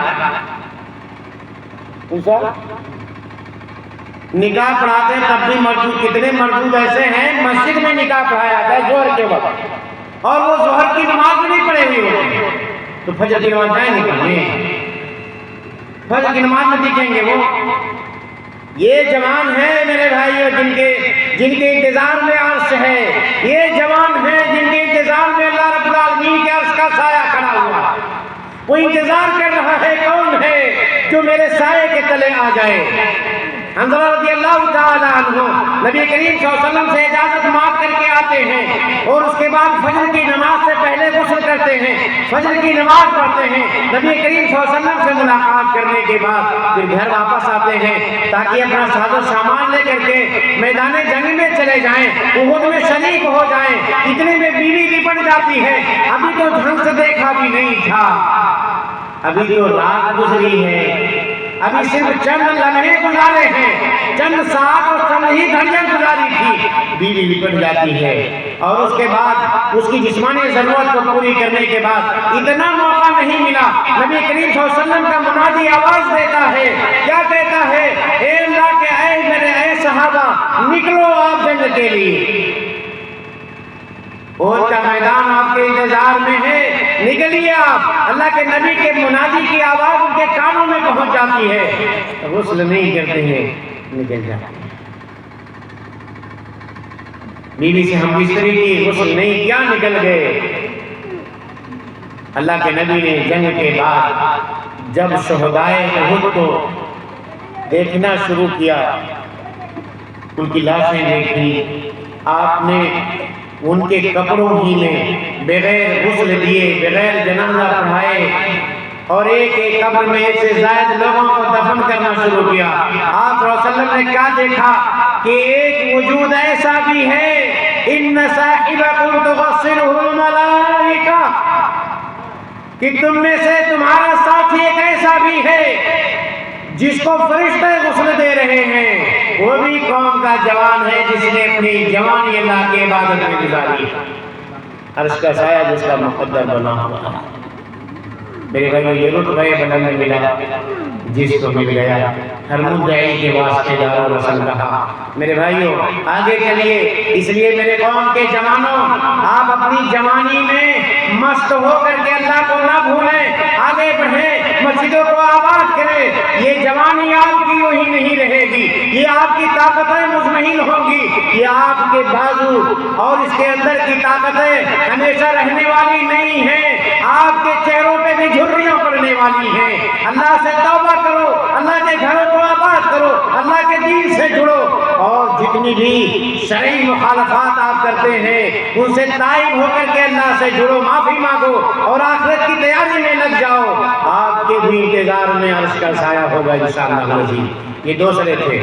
اور تیسرا ہے، اللہ کے نبی کریم صلی اللہ علیہ وسلم نے بیان فرمایا وَرَجُلَانِ تَحَابَّا فِي اللَّهِ اجْتَمَعَا عَلَيْهِ وَتَفَرَّقَا عَلَيْهِ، اور دو وہ لوگ جن کے دوستی اور دشمنی اللہ رب العالمین کی ذات پر مبنی ہے، جن کی دوستی کا معیار اللہ تبارک و تعالیٰ کی ذات ہے، اور دشمنی کا بھی معیار جس نے اپنے مالک خالق اور پروردگار کو مان کے رکھا ہے۔ کسی کو دوست بنایا تو دنیاوی مفاد سامنے نہیں رکھا ہے، بلکہ اس لیے اسے دوست بنایا ہے کیونکہ وہ دیندار ہے، وہ پرہیزگار ہے، وہ نمازی ہے، وہ اللہ کا نیک بندہ ہے، اس لیے اسے دوست بنایا ہے۔ اور اگر کسی سے دشمنی کی ہے تو اس لیے نہیں کہ اس نے ہمارا میل چھانٹ لیا ہے، اگر کسی سے دشمنی کی ہے تو اس لیے نہیں کہ اس نے فلاں موقع پہ مجھے دھوکہ دیا ہے، اس نے مجھے برا بھلا کہا ہے، اس نے مجھے میری غیبت کی ہے، اس نے میرے اوپر جھوٹے بہتان باندھے۔ نہیں میرے بھائیوں، معیار دشمنی کا یہ نہیں ہونا چاہیے، معیار دشمنی کا اللہ تبارک و تعالیٰ کی ذات ہو، اس لیے میں اس سے دشمنی کر رہا ہوں کیونکہ یہ دین کا باغی ہے، میرے رب کو گالیاں دیتا ہے، میرے نبی کو برا بھلا کہتا ہے، میرے نبی کی سنتوں سے بغاوت کرتا ہے، میرے نبی کے لائے ہوئے دین کو نہیں مانتا ہے، اس لیے میری اس سے نفرت ہے۔ ذاتی مفاد کو سامنے نہیں رکھتا ہے، بلکہ اللہ رب العالمین کی ذات کو معیار بنا کر کے دوستی کرتا ہے اور دشمنی کرتا ہے۔ اور یہی ایک بات بتا دوں، اگر غلط راستے پہ چلے گئے، غلط لوگوں کو آپ نے اپنا دوست بنایا ہے میرے قوم کے جوانوں، تو کل پچھتانا ہوگا اور آپ کہیں گے یا لیتنی لم اتخذ فلانا خلیلا، اے کاش فلانما کا اپنا دوست نہ بنائے ہوئے تو کم سے کم مسجد میں گئے ہوئے، مولوی صاحب لوگوں کا ساتھ کیا ہوگا، نمازیوں کا ساتھ کیا ہوگا، اچھے لوگوں کا ساتھ کیا ہوگا، تو آج ہم بھی نمازی ہوتے، ہم بھی دیندار ہوتے، ہمارے بھی انتظار میں عرش کا سایہ ہوگا۔ اس دن پچھتاوا کام نہیں آئے گا میرے قوم کے جوانوں۔ تو اس لیے آپ کسی کو اپنا دوست بنائیں، کسی سے آپ کی نفرت ہو تو آپ کے ذاتی مفاد نہیں بلکہ اللہ تبارک و تعالیٰ کی ذات کو بنائیں۔ تو وَرَجُلَانِ تَحَابَّا فِي اللَّهِ اجْتَمَعَ عَلَيْهِ وَتَفَرَّقَ عَلَيْهِ، اور چوتھا وہ آدمی وَرَجُلٌ قَلْبُهُ مُعَلَّقٌ بِالْمَسَاجِدِ، جس کے انتظار میں عرش کا سایہ ہوگا، وہ آدمی جس کا دل مسجد سے جڑا رہتا ہے، ایک وقت کی نماز پڑھی تو دوسرے وقت کی فکر لگی ہوئی ہے، عشاء کی نماز پڑھنی ہے، اب فجر کے انتظار میں ہے کہ کب فجر کی اذان ہوگی، اللہ تبارک و تعالیٰ کے گھر کو ہم آباد کریں گے، یہ فکر دامن گیر ہے۔ ایک وقت کی نماز پڑھی تو دوسرے وقت کے انتظار میں اس کا دل لگا ہوا ہے، کب واپس پھر مسجد میں جائیں گے۔ ہم تو اگر چلے بھی گئے، اگر کبھی مسجد میں چلے بھی گئے تو ہماری کیفیت علامہ اقبال کے بقول کیا ہے، جو میں سر بسجدہ ہوا کبھی تو زمین سے آنے لگی صدا، تیرا دل تو ہے صنم آشنا تجھے کیا ملے گا نماز میں۔ ذرا سا امام صاحب نے نماز لمبی کر دی تو باہر نکلے تھے، انا اعطیناہ والی آیت نایا ہو چکا تو ہے، قل هو اللہ کو نایا ہو چکا ہو بنی صاحب، خالی بخور بڑھتا بڑھتا بھرا ہوتا نہیں لاتے ہیں نہیں میرے بھائی۔ آپ کو جب موقع مل جائے مسجد میں جانے کا تو چر لو جا کر کے وہاں، جتنی دیر بیٹھے رہو گے اللہ تعالیٰ کے فرشتے آپ پہ سایہ فگن رہیں گے، وہ آپ کے لیے اگر کسی مصلی پہ بیٹھے ہوئے ہو آپ کی استغفار کے لیے، آپ کی رحمت کے لیے دعائیں کر رہے ہوں گے۔ نبی صلی اللہ علیہ وسلم کے فرمان کے مطابق تو فرشتے کہہ رہے ہوں گے کہ جب تک انسان اپنے مصلی پہ بیٹھا ہو کیا کہتے ہیں، اللہم اغفر لہ وارحمہ، اللہم اغفر لہ وارحمہ، اللہم اغفر لہ وارحمہ، جب تک بیٹھے فرشتے آپ کے حق میں یہ دعائیں کریں، اللہ اس کی گناہوں کو معاف فرما، اللہ اس پہ رحم فرما دے۔ اگر یہ چاہتے ہو تو مسجدوں سے جڑ جاؤ، آپ کا دل مسجدوں سے لگ جانا چاہیے، عرش الہی کا سایہ آپ کے انتظار میں ہو جائے گا۔ کتنے لوگ ہو گئے؟ کتنے لوگوں کو بتایا ہے؟ انصاف اور بادشاہ وہ جوان جس کی جوانی اللہ کی بندگی میں گزری ہو، اور دو وہ لوگ جو اللہ کی ذات کو اپنا معیار بنا کر کے دوستی و دشمنی کرتے ہیں، اور چوتھے جن کا دل مسجدوں سے جڑا ہوتا ہے، پانچواں وَرَجُلٌ ذَكَرَ اللَّهَ خَالِيًا فَفَاضَتْ عَيْنَاهُ، جس نے تنہائی میں بیٹھ کر اپنے پروردگار کو یاد کر لیا، اکیلے میں بیٹھ کر کے اپنی زندگی کے رجسٹر کھولے اور اپنے گناہوں کو سامنے رکھ دیا، اپنی زیادتیاں سامنے رکھ دی، جتنے گناہ کیے ہیں اللہ کے سامنے حاضر ہو کر کے، اور پسینہ ہو کر اپنے گناہوں پہ شرمندگی کے آنسو بہا دیے، اس کی آنکھیں کیا نم ہوئی، خالق کائنات عرش کا سایہ اس کے مقدر کر دیتا ہے۔ وَرَجُلٌ ذَكَرَ اللَّهَ خَالِيًا فَفَاضَتْ عَيْنَاهُ، اکیلے میں بیٹھ کر آپ ہیں، آپ کا پروردگار ہے، اور آپ کا اعتراف جرم ہے، اور آپ کی آنکھوں میں آپ کے ندامت کے آنسو ہیں، اور خالق کائنات کی رحمتوں کی برکھ آپ پر ہے۔ میرے بھائی رو لو، اکیلے میں کبھی بیٹھ کر اپنی زندگی کا حساب کھولو، مانگو معافی اپنے رب سے۔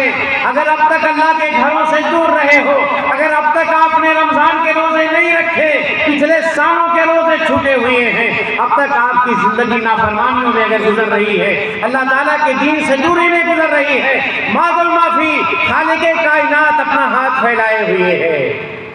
فَهَلْ مِن مُسْتَغْفِرٍ، کوئی ہے جو اپنے گناہوں سے معافی مانگے، کوئی ہے جو ندامت کے آنسو بہائے، کوئی ہے جو ندامت کے آنسو بہائے، کوئی ہے رونے والا، کوئی ہے اپنے گناہوں پہ معافی مانگنے والا، کوئی ہے ندامت کے آنسو بہانے والا، کوئی اللہ کے خوف سے اپنی آنکھیں نم کرنے والا ہے تو آگے آئے۔ اللہ کے کرم کی دریا بہ رہی ہے، اللہ کے رحمت کی دریا بہ رہی ہے، اللہ کی رحمت جوش میں ہے، معافی کرنے کے لیے اللہ راضی ہے۔ مانگو معافی، کبھی بیٹھو اکیلے میں، آپ کا جرم ہو، رب کائنات کا کرم دیکھو۔ بچپن میں اگر کسی کے گدری توڑے ہو، چچا اگر ہمارے بچپن میں ہو کا امرود پورا رہتی ہو، یاد ہے نا؟ اللہ کی قسم یاد نہیں یاد ہے؟ گدریا نہ یاد ہے؟ گدری دورے گئے ہو، یاد ہے کہ نہیں یاد ہے؟ ساری باتیں یاد ہیں۔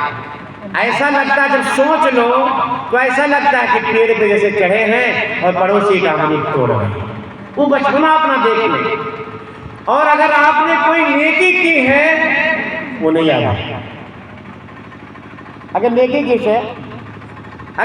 کی ہے تو نیکی یاد نہیں ہے، اور ساری برائیاں یاد ہیں ہمیں۔ یہ اللہ کا کرم ہے، کیونکہ جس دن اکیلے میں بیٹھ گئے آپ اور اپنے رب کے سامنے اپنے زندگی کے رجسٹر کو آپ نے کھول لیا، اپنے زندگی کے رجسٹر کو آپ نے اپنے سامنے کھول کر کے اور اس سے معافی طلب کرنی شروع کر دی، اللہ تبارک و تعالیٰ کے سامنے ہاتھ سرنڈر کر کے، حاضری دے کر کے، اور اس میں ندامت کے آنسو بہانا شروع کر دیے، رونا شروع کر دیے، اللہ تبارک و تعالیٰ سے معافی مانگنا شروع کر دیے، اللہ کی رحمت کی برکھ آپ پہ برسنا شروع ہو جائے گی، اور عرش کا سایہ آپ کے انتظار میں ہوگا۔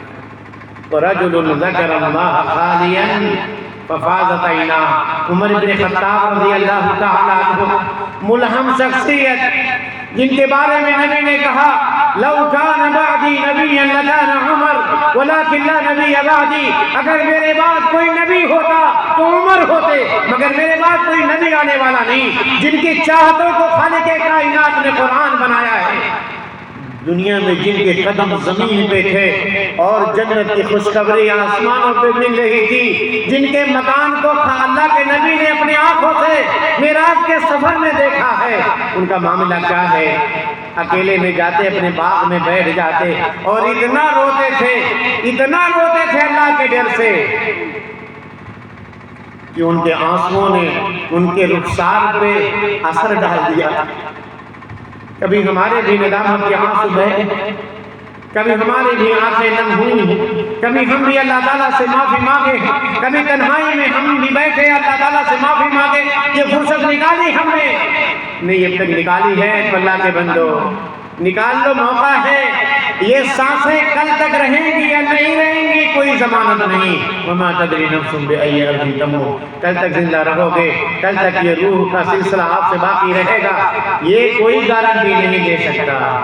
اس لیے آج ہی ابھی جب جلسے سے جائیے گا تو تھوڑی دیر اپنے گھر میں سے اکیلے بیٹھ جاؤ اور اپنے گناہوں پہ ندامت کے آنسو بہا لو۔ کوئی ایسا نہیں ہے جس سے خطائیں نہیں ہوئی ہیں، کوئی ایسا نہیں ہے جس سے غلطیاں نہیں ہوئی ہیں، ہر کوئی خطا کار ہے، مگر ان گناہگاروں میں نبی فرماتے ہیں وَخَيْرُ الْخَطَائِينَ التَّوَّابُونَ، سب سے بہترین خطا کار تو وہ ہے جن کی آنکھیں نم ہو جاتی ہیں، جن کی آنکھیں اللہ تبارک و تعالیٰ کے ڈر سے بہنا شروع ہو جاتی ہیں۔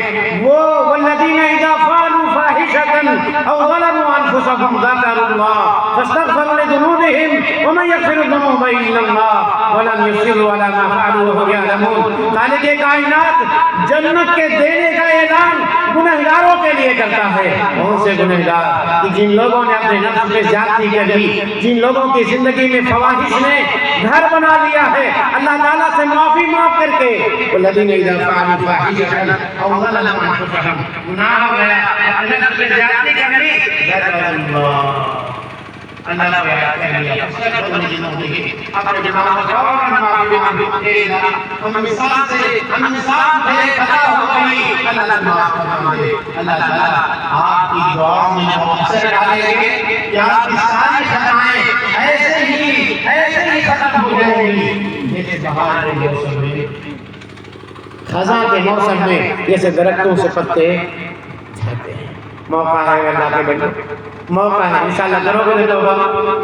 آج شام میں ابھی جب جاؤ گے تقریر سن کے بیٹھو گے، معافی مانگو گے انشاءاللہ، بیٹھ جاؤ، بیٹھ جاؤ اللہ کے بندو، یہ موقع ہے۔ کل کی یہ سانس آپ کی کوئی گارنٹی نہیں ہے، یہ سانس ہماری باقی رہے نہ رہے، یہ جوانی رہے نہ رہے، یہ موقع ملے نہ ملے، کوئی گارنٹی نہیں اللہ کے بندو۔ مانگ لو معافی، اللہ نے موقع دیا ہے۔ تو یہ ہو گئے۔ اور چھٹے قسم کے وہ لوگ جن کو اللہ اپنا عرش کا سایہ دینے والے ہیں، وَرَجُلٌ تَصَدَّقَ بِصَدَقَةٍ فَأَخْفَاهَا حَتَّى لَا تَعْلَمَ شِمَالُهُ مَا تُنْفِقُ يَمِينُهُ۔ ایک آدمی جو صدقہ کرتا ہے اتنا چھپا کے کرتا ہے کہ داہنے سے دیا تو بائیں کو خبر نہ ہوئی۔ پڑوسی کے گھر میں کیسے مجبور غریب پڑوسی کے گھر میں کیسے پیسے کا لفافہ پہنچا دیا بغیر کسی بتائے ہوئے۔ آج تو ہم ریاکاری کی ایسی دلدل میں پھنس گئے ہیں، یہ بینر چھپتا نہیں ہے، یہ بینر جب چھپتے ہیں نا، اگر 10,000 روپیہ دے دیے تو مولوی صاحب سب سے بڑا نماز ہمارا لوگ سے 10,000 روپیہ دیے تو سب سے بڑا نام ہمارا ہونا چاہیے، چندہ دینے والوں میں نہیں میرے بھائی۔ ریاکاری سے بچیے، یہ بہت زہریلی ناگن ہے، یہ ناگن زندگی بھر کی عبادت چھین لیتی ہے۔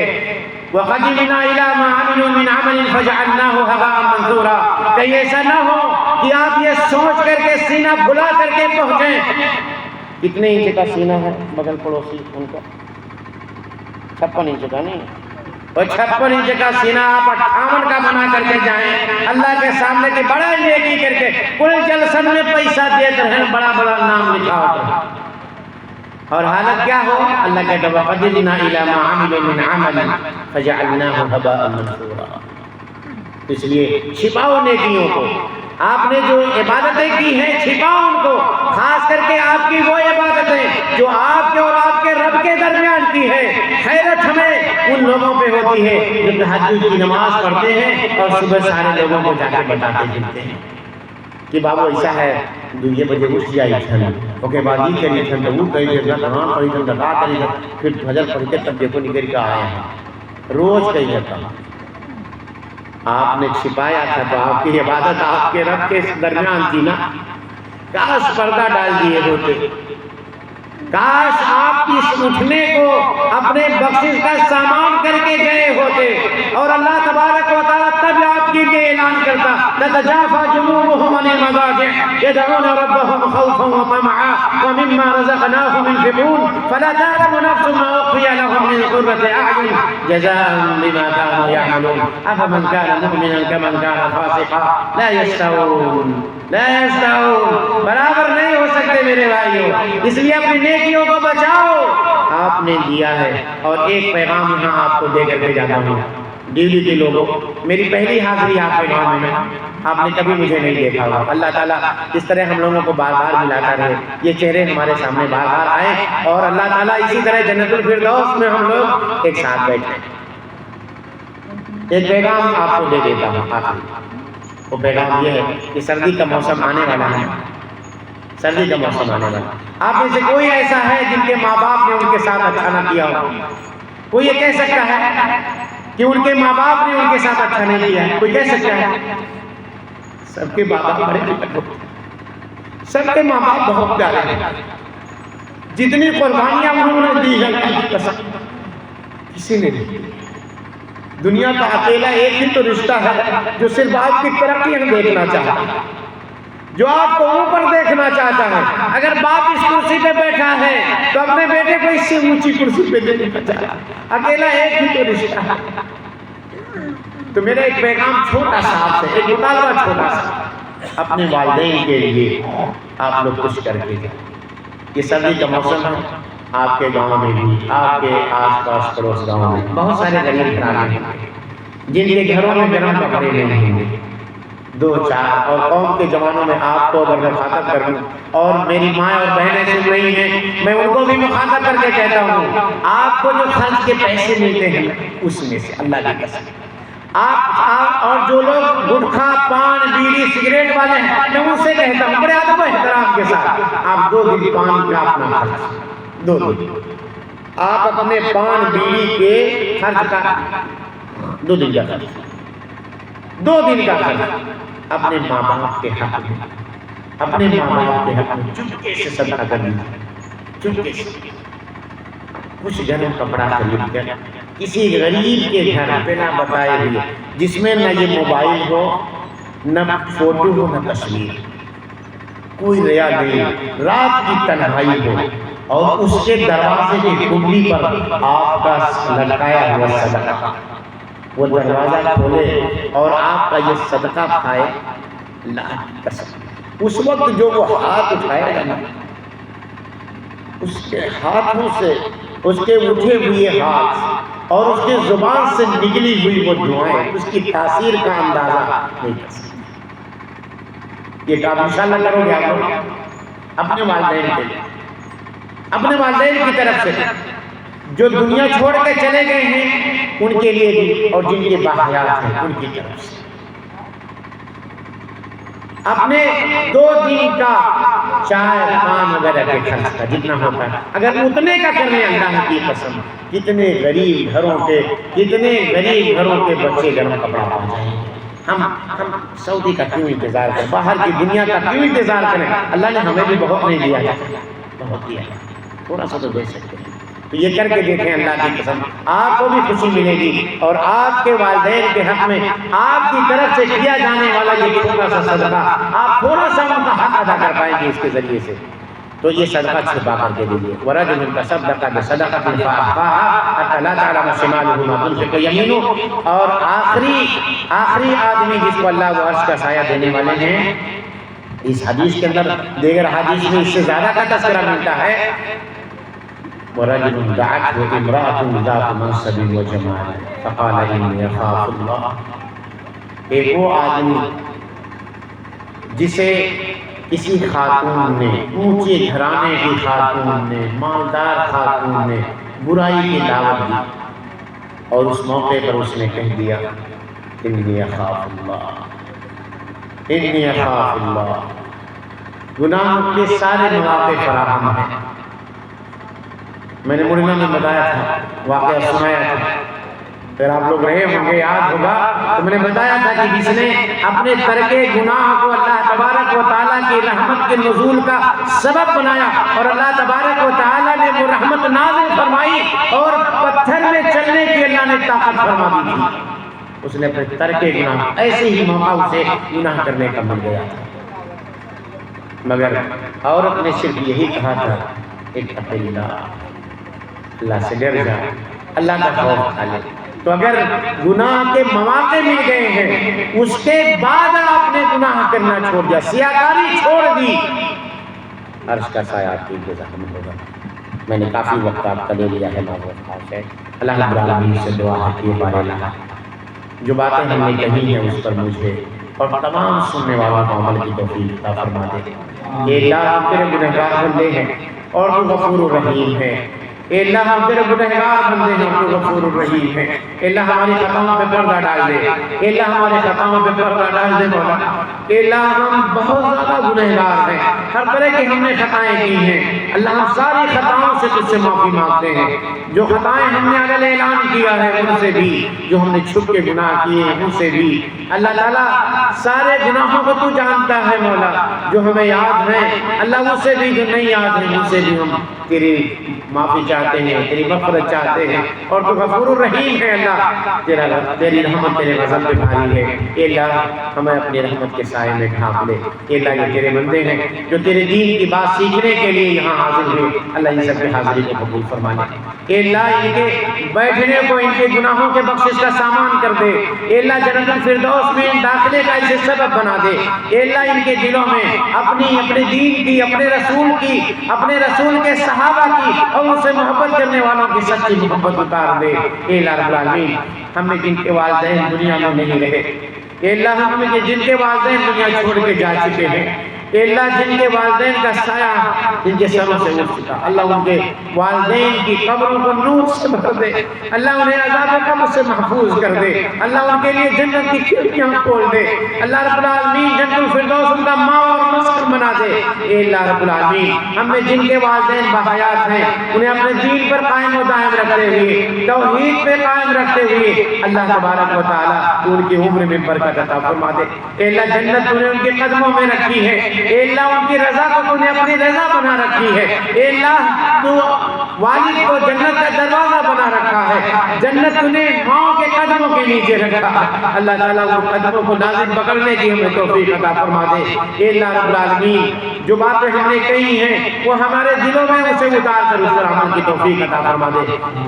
اقول قولی ھذا استغفر اللہ لی ولکم ولسائر المسلمین فاستغفروه انه هو الغفور الرحیم۔ سبحان ربک رب العزة عما یصفون وسلام علی المرسلین والحمد للہ رب العالمین۔ السلام علیکم ورحمۃ اللہ وبرکاتہ۔ جزاکم اللہ خیرا۔ یہ کہ